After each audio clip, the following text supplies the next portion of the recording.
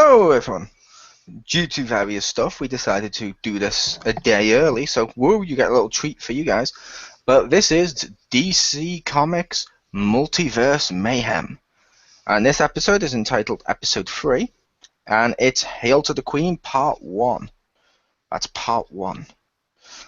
Joining me on this one is James Phoenix as Batman. Hello. Marcus Shadow as Cyborg. Booyah! Anastasia Lazerbeam as Raven. Yo. And Richter Hammer as Clayface. Hello. And I am Chriz, aka The Mole, as narrator and miscellaneous characters. And Dr. Adams. He's a miscellaneous character. Aw. But yeah. I consider him a main character. Fair enough. I consider him convenient. But yeah, basically we shall begin. So the episode opens up on a bar in Metropolis. Around a table, the heroes are gathered in their street clothes.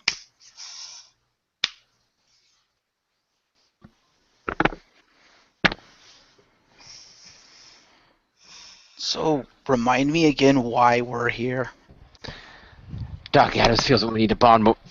Doc Adams feels that we need to bond more as a team, and he feels we could do that better if we're out here in a social environment and less, getting killed. Yeah, everybody lightens up after a few drinks. That's kind of the purpose for it. I think you could use a lot of them too, buddy. They had something in my world like this called taverns, although unlike here, they didn't come with free prostitutes. Oh, you'd be surprised. I mean, what? Kenji looks down at his logger and looks back up at Clayface. Well, my cybernetics does metabolize the alcohol for me. He then takes a big swig. Dang, go ahead. No, sorry, Clayface, I didn't mean to cut you off. I was just going to make the point of, if you have cybernetics, then can you even get drunk? By choice, yes. If I really want to, I can just turn the metabolism off, but Fair enough. Why would I do that when I can drink endless beer? Valid point, just curious. From what I've heard you guys say when trying to explain human systems to me, I believe you'd still gain what you call the calories.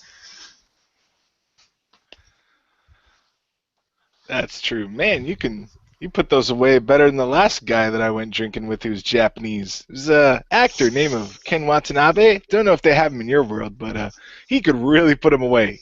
Nice guy, but mean drunk. Ken Watanabe was a very famous actor in my world. Cool.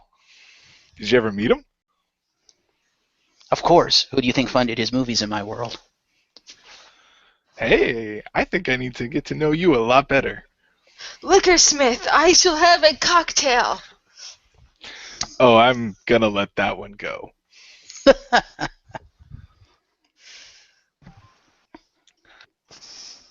So, say, what the hell is your name, Bats?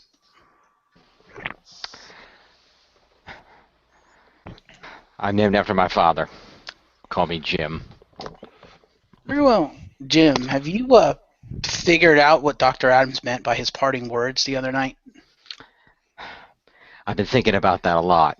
Given that everything else he said has come through, it's hard to say what could be coming next, but I can only imagine it's something we're not going to enjoy.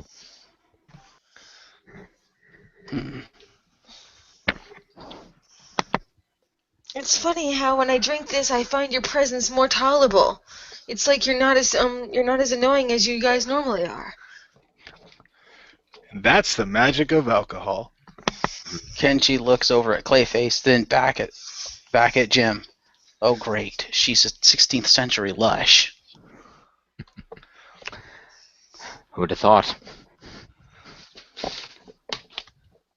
We're going to have to buy her some new outfits. For drinking.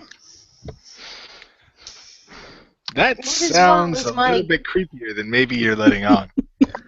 What is wrong with my current attire? It's Ask yourself functional. that question after another 2 beers, my dear. I don't know if that's She champagne could, except you're the one you're drinking beer. She's drinking cocktails. Well, 2 more cocktails then. My apologies.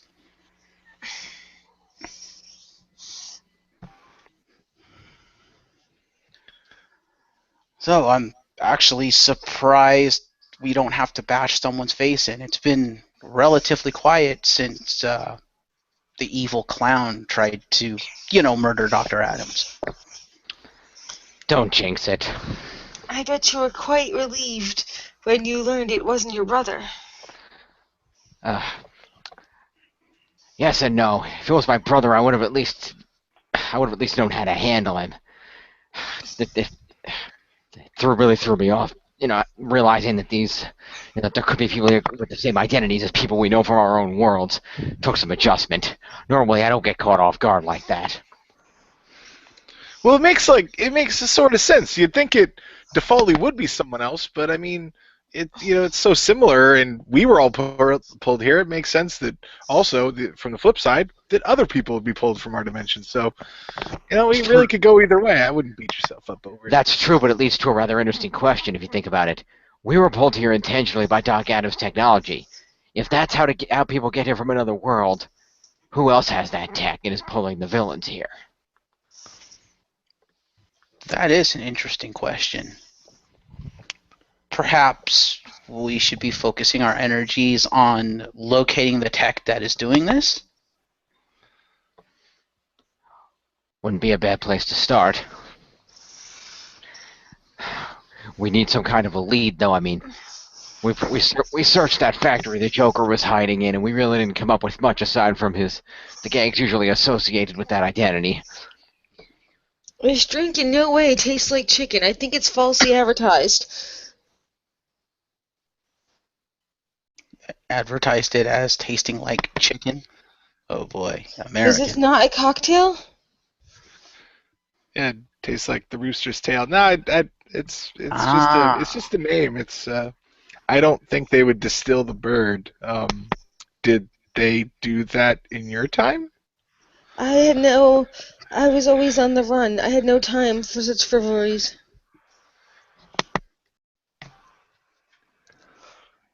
A man approaches the table. He is wearing a suit, impeccably dressed. He turns and he looks at him. Hi there, I'm Alexander Luthor. Pleasure to meet you. I've been reading the newspapers, I've seen what you guys have done, and I've got to say, I kind of like where you guys are going. Hang on. He hands him a business card. I'm known as the president of Hollywood, if you will. I can make you guys famous. I can make toy lines of you. I mean, just you alone. He points at Clayface. You can turn into multiple things. I've seen it happen. We've seen it in the papers and stuff, which means imagine how many action figures you could get alone. Cyborg takes a card, then looks at Raven.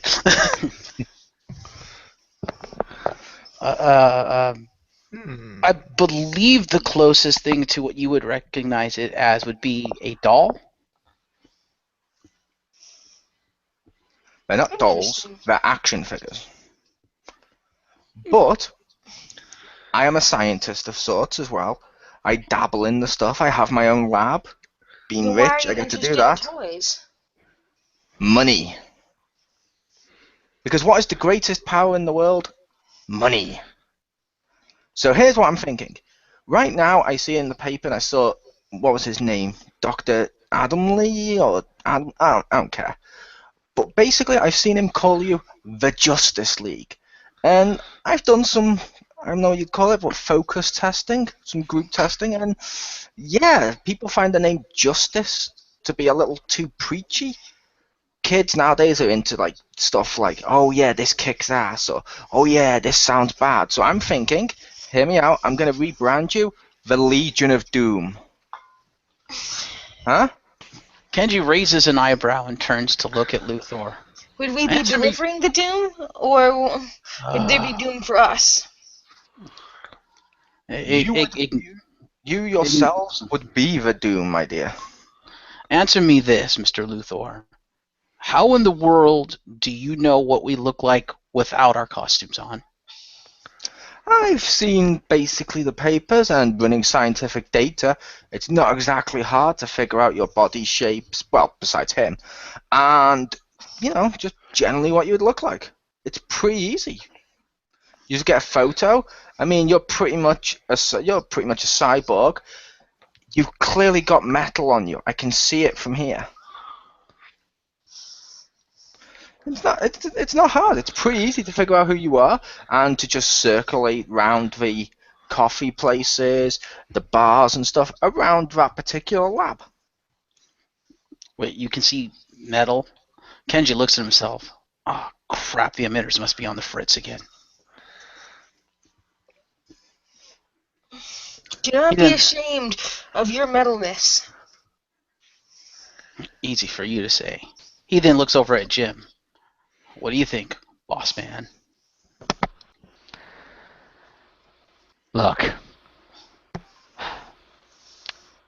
Whatever you're trying to sell, we're not interested. We have more important things to worry about.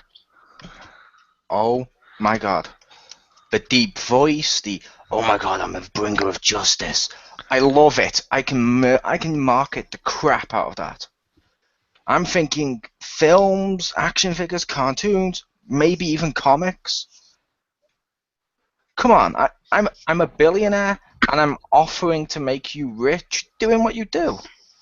Sometimes I may turn around and tell you to just, turn a blind eye now and again, but that's how it works. I tell you who to target, where to target. I'll make sure the press is there. You'll be huge, your message will sell, and you'll make money. What do you say, Batman, is it? He offers him his hand. Jim takes his hand but pulls him in a little closer.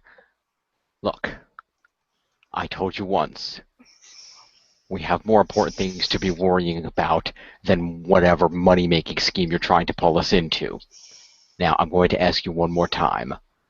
Please leave us alone. Fair enough. I shall say goodbye, and you got my business card. If you change your mind, look me up. The man turns and walks away. Well, thanks for stopping by, Mr. Luthor. Clayface then puts up his hand near his face in a call me gesture.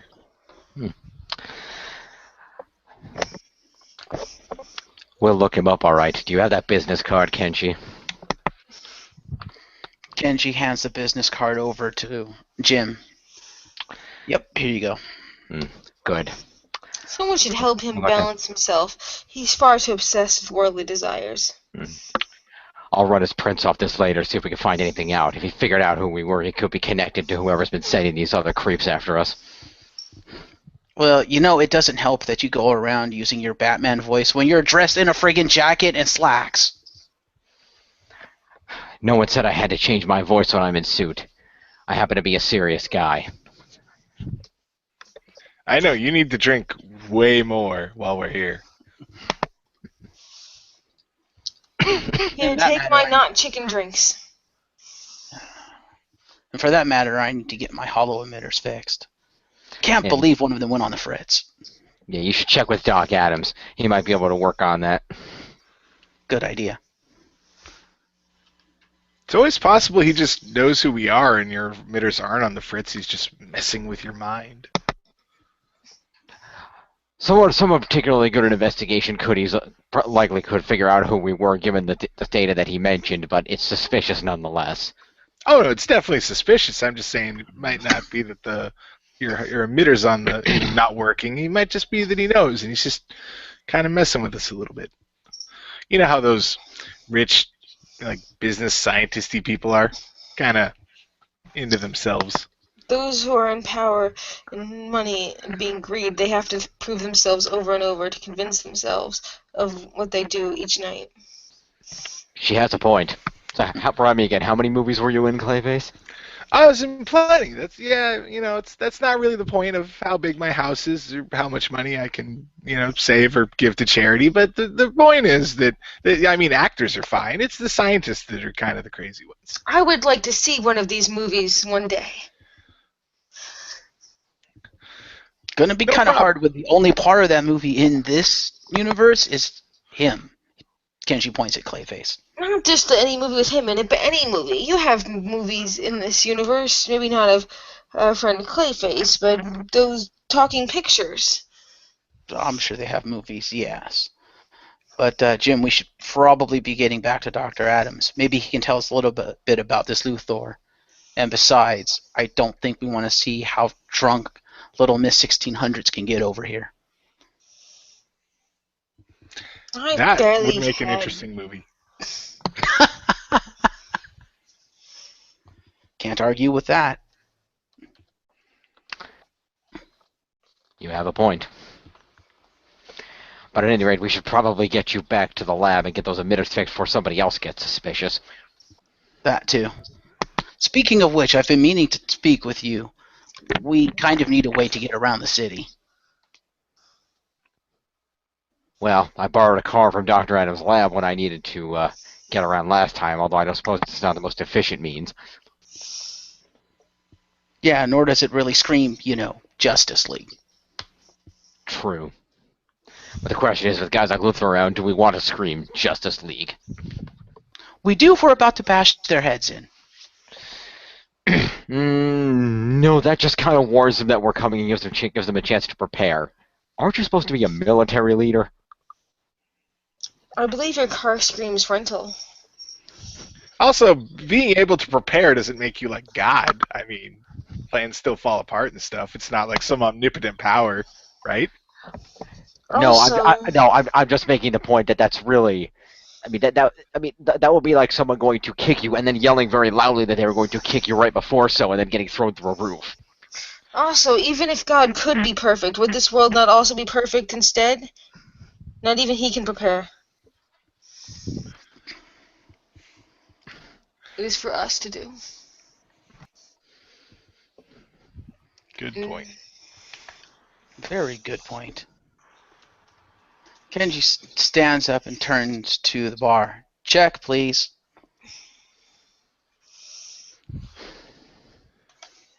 Clayface turns to Raven, holding his hand up to his mouth. Here's the part where you let him pay. Oh, I like this, since I have no earthly money. Cyborg's eyes shift to Clayface. Number one, I'm a cyborg. I have enhanced hearing. Number two, you do realize I've hacked into Dr. Adams' account, right? Number one, I don't know what you're talking about. I was just making sure she wasn't drunk. And number two, that seems a bit mean, but okay. Not to mention illegal, but I'll look the other way this once. Hey, he's the one that dragged us here with no freaking money. How does he expect us to afford any of this? Well, we could sell action figures like the Luthor guy was, hinting at. And the Clayface can be all the action figures, because he can be anything. So he's the only figure we would need. It's true. You could have, smashing Clayface and power grabs Clayface and Arctic attack Clayface. Kids love that stuff. Would Arctic attack not, freeze your clay and make it hard to do what you do?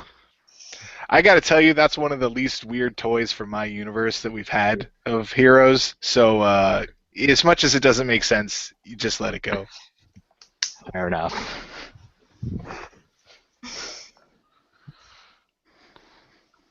Kenji takes the tab from the barkeep, pays it with Dr. Adams's, credit number. All right, we're all paid up.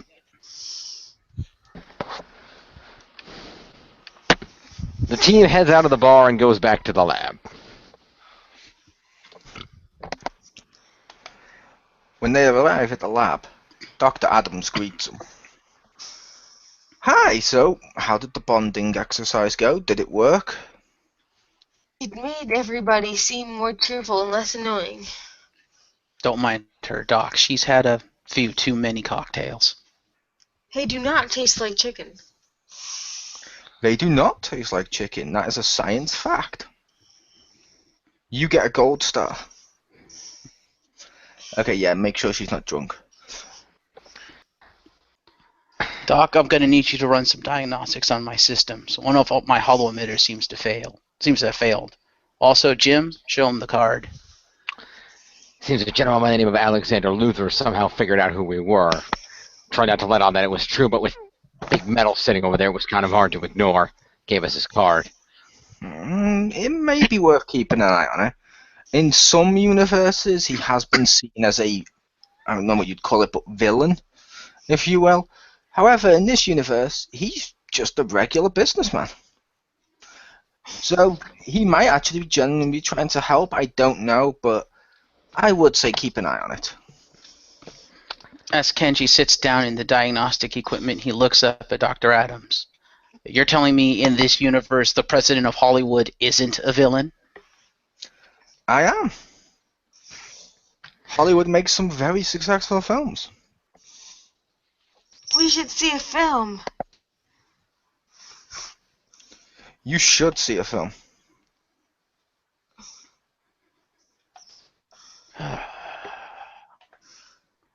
And here, a month ago, she didn't even know what a TV was. Is that what you watch a film on? That is true. However, you all have different worlds and expectations. Hopefully, you can ease into a normal, I don't know, civilian life here, because I can send you back, but I'll admit it's a little risky. I don't know where I'd be sending you back to on your world. Like, I could send you into the middle of the air and you just fall down and die. I could send you into a volcano. It's risky as hell. It took years of figuring out the exact specifications to be able to hack into the magic of this world to teleport you guys into those pods. As Kenji hooks up the equipment to prepare for Doc Adams running tests on him and whatnot, he looks again up at Doc Adams. Oh, that reminds me. Batman brought up a good point. That's why he's our leader, I suppose. Is there anyone else in this world who has your technology? No one has my technology. Then My technology was built to hijack off the back of someone who's using magic. Magic. That could explain it then, because Batman brought up the point of, you brought us here. Who the hell is bringing all these other villains here? I honestly don't know. I know what I think it may be building to, but I could be wrong. So I can't tell you right now because let's just say it would worry you. Because if my calculations are correct, what's coming will mean the end of all life as we know it. On the positive side, I am working on your energy source that you asked me to the other day. I'm finding positive sources on that, so yay. Hopefully we can figure this out, though. Dr. Adams begins typing on the keyboard, entering the diagnostics to make out what Cyborg's operating system runs on. Well, to assist you, Doc, I will be shutting down now, so hopefully you won't need me for a little while. Night, everyone. Kenji shuts down his cybernetics and just goes to sleep because long night at a bar, alcohol, yeah, he's kind of tired. At that moment, through the window, bees fly through the glass. They start to swarm the heroes.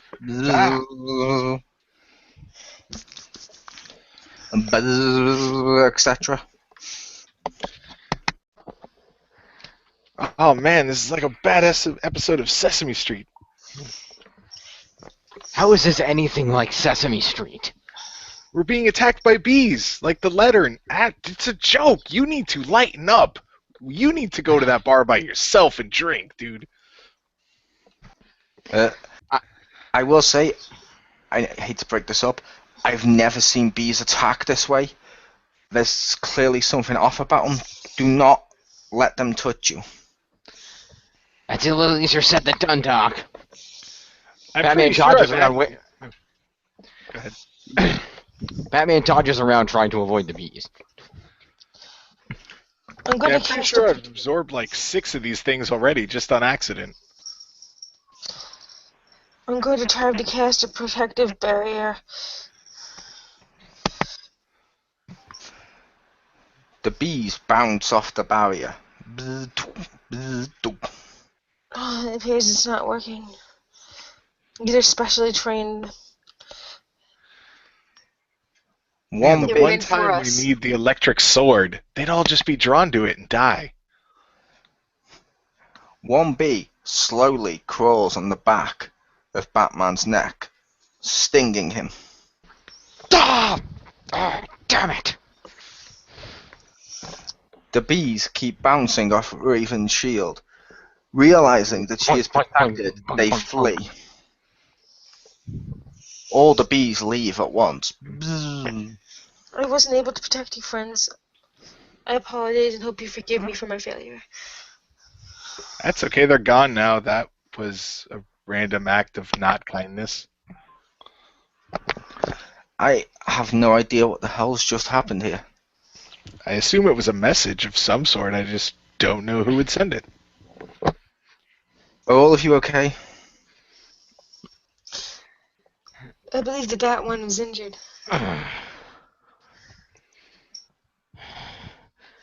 One of them got me in the neck.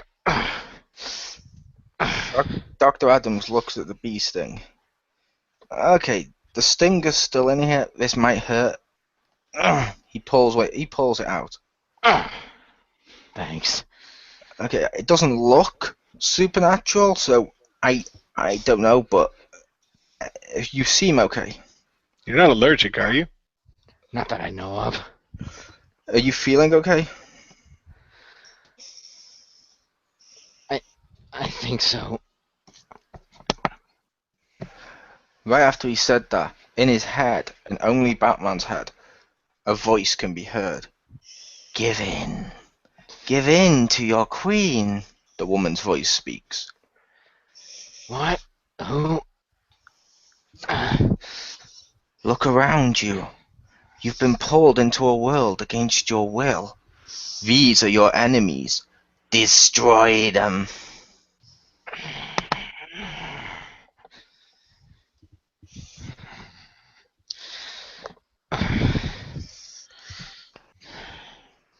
They are corruption.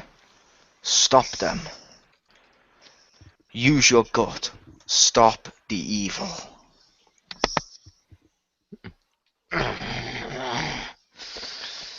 Maybe you should lie down. You don't look so good. Batman stands up, staring down everyone in the room with a not very nice look in his eye. Do you need help with healing?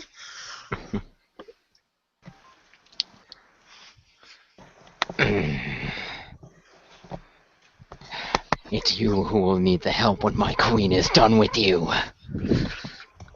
Queen, what the hell are you talking about?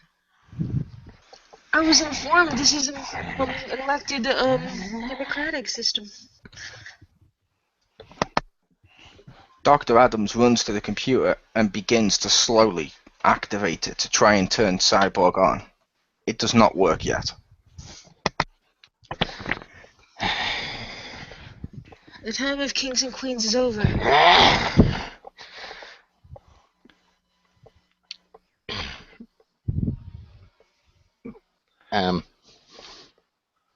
I'm sorry, I don't mean to break the story for a second, but I realized something. We just came back. Batman doesn't have his suit or any of his gear on. This is going to be an awkward fight. I'm already aware. Not sure how that's going to go. Just saying. I figured you're going to gear up at a certain point. Well, obviously, Also, you could have typed that. I know. I'm just saying. I didn't want to have us sitting here in embarrassed silence. Sorry, No. audience. Just attack. Okay. Batman attacks Raven and Clayface. Whoa. It's okay. Just calm down. Maybe you did drink a little too much. We're your Fools. friends. You have no idea what is forthcoming. My queen will have you all. We fought by your side. Oh no, this might be mind control. I've seen that. I was in a movie called Invasion of the Mind Tentacles. Totally textbook case right here. I don't know what to do though. You must separate him from everyone else. I fear I will always be controlled. That's the only way. Isolation. Isolation and separation. Great idea. Batman leaps at Raven, grabbing her, spinning around as he slams her into one of the pods, shuts the door, and hits the controls. Ah! What are you doing? Bye-bye. Clayface extends his arm at Batman. Whoa, no, don't do that!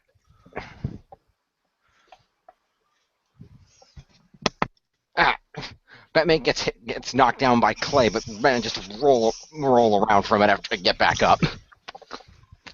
Clayface runs over to the pod and tries to see if there's a way for him to deactivate it before it goes.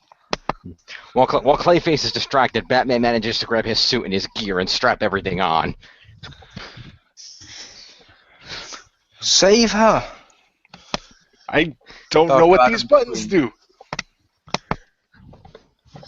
You can do it. And even if I'm gone, I still believe in you, Man of Clay. It's okay, I got this. Clayface runs over and starts grabbing at the door of the pod to try and open it.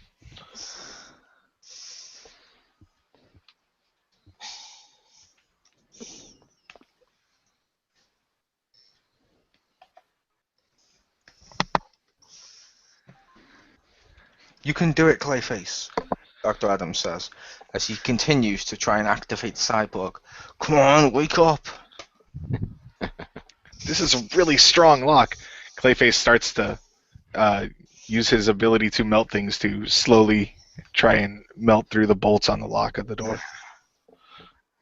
Strong lockup. Again, a great idea. Batman pulls out a cryo grenade and tosses it at Clayface. What is that? Oh, no. Funny you mentioned that Arctic freeze figure earlier.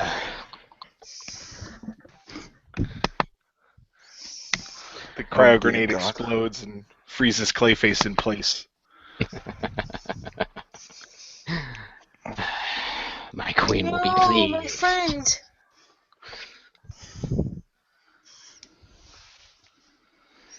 Resist the evil forces in your mind. You have to concentrate. If you can, try to meditate or say simple phrases. Something familiar that'll bring you back to your senses. Don't do this, Batman. Batman wakes up and cracks some of the clay of Clayface's hand at the console to free the buttons and begins activating the pod.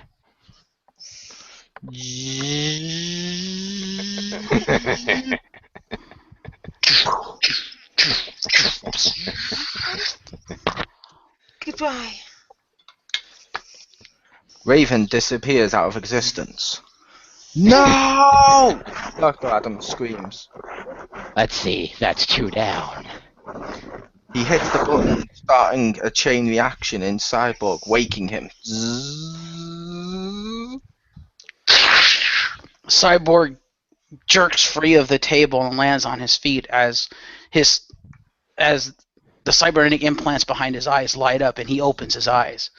Oh, it was refreshing. Oh crap, what did I miss? Batman number 3. Batman he's mind controlled right now. Don't hurt him. Just stop him. Oh boy. Cyborg's battle mask slides over his face. That's going to be easier said than done.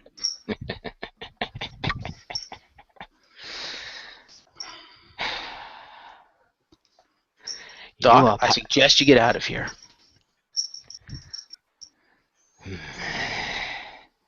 Your machinery is powerful. You will make an excellent soldier for my queen. Queen. Okay, I must have missed a lot while I was asleep. Cyborg breaks into a dash at Batman. The servos in his legs giving him a burst of speed. Despite the fact that you're American, I'm sorry about this. Cyborg executes a corkscrew flip to land behind Batman and goes for a swift chop to the back of Batman's neck. He misses. Batman ducks, swinging around, jumping up, putting his hands on Cyborg's shoulders, jumping up, and using his feet to kick off of Cyborg's chest, backflipping and landing on the ground. Cyborg takes 2 steps back. Impressive.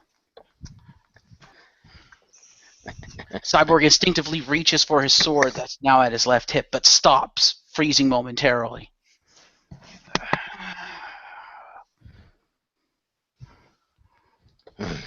What's the matter?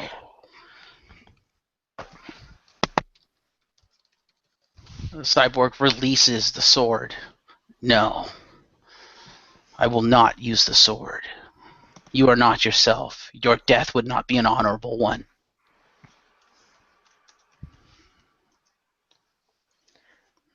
So, let's see how good you really are. Cyborg taunts him by telling him to bring it. I'm better than you think. You're powerful, yes, but you should be more vigilant. Have you tried looking down? Cyborg looks down and realizes that Batman placed an EMP on his chest when he backflipped. Oh, shit.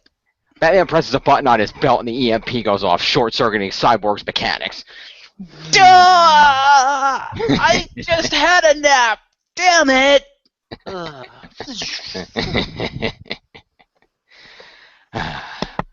My queen was correct to choose me. You 3 are weak. Now then, let's make sure you don't get up. Batman climbs onto Cyborg and punches him in the face several times. Basically just starts beating the crap out of Cyborg on the ground. Let's just go with that. His fists glancing off of Cyborg's face mask. Well, I figured when it deactivated, the mask would have automatically retracted. I could be wrong. As Batman begins to wail on Cyborg, blood starts to run across the floor. Dr. Adams looks on, terrified. No, this can't happen. Stop, Batman. Batman refuses to stop. Then, a voice enters his head. Good, you've served your queen well. Come back to me. Come back to your queen. Yes. He says, almost like a homing instinct, letting him know exactly where to go. Batman stands. My queen needs me. I wouldn't try anything. You stand no chance against her might. Batman leaves, firing a grappling hook into the night and launching over a roof into the darkness. Dr. Adams runs over to Cyborg. Don't worry. I'll heal you. And don't worry, Clayface. I'll defrost you. This could have gone better. In one foul swoop, our entire team's been wiped out. I don't know where we're going to go from here. End. Yeah, I realized that was supposed to be a speech and I didn't go that long at the end there. I apologize. Good enough. Yep. And next week will be episode 2. Will Clayface be defrosted? Will Cyborg be repaired? Will Raven exist? Will Batman turn good? Or will Batman succeed at his evil plan? All this and more on the next exciting episode of DC Comics Multiverse Mayhem. Sponsored by Skittles. I really want to do the JR Skittles promo now. Yeah, but hopefully you guys enjoyed that, and hopefully you stick around for part 2 to see where this is going. Indeed. And thank you for everyone for the recording today. You're welcome. And goodbye. Bye.